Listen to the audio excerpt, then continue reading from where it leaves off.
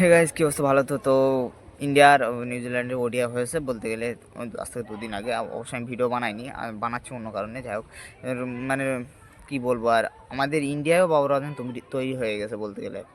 মানে পাকিস্তানে বাবর আজম আমাদের ইন্ডিয়াও আছে, সেটা কি সবাই কম বেশি জানে। শুভমান গিল ভাই 75 বলে 56 না যা হোক 55 রান করছে।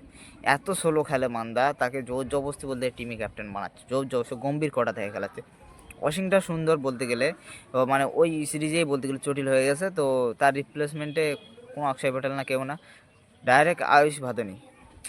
কী বলবো, এলআইজিতে খেলে, ডাইরেক্ট আয়ুষ ভাদনি চলে এসছে মানে গম্ভীর কোটা থেকে বলতে গেলে। এই গম্ভীর কোটা যতদিন না শেষ হচ্ছে ততদিন ইন্ডিয়ার ক্রিকেট বাস ফেলে দিয়েছে, আর ইন্ডিয়া পুরো ক্রিকেট শেষ করে দিয়েছে একমাত্র এই গম্ভীর কোটা। এই গম্ভীরই পুরো ইন্ডিয়ান ক্রিকেটটাকে পুরো শেষ করে দিয়েছে। আর কি বলবো, ব্যাড লাক সেদিন। মানে বলবো কি বলবো, মানে কোহলিরও ছিল 91 বলে 93 রান করে আউট হয়ে গেছে। ব্যাড লাক একটুর জন্য সেঞ্চুরি মিস করেছে, এটা আফসোস। যাই হোক, তো শুরুটা বেশ ভালোই ছিল, কিন্তু বেশ মধ্যিখানটা মানে ওপেনিং বেকার, রোহিত শর্মা বাদ দিয়ে। গিলের কথা বাদই দাও, ও তো আমাদের পাকিস্তানে বাবর আজম বলতে গেলে। তো যাই হোক, দেখা হচ্ছে পরের ভিডিওয়। তো এই ছিল ইন্ডিয়ার কিছু ছোট আপডেট। তো দেখা হচ্ছে পরের ভিডিও।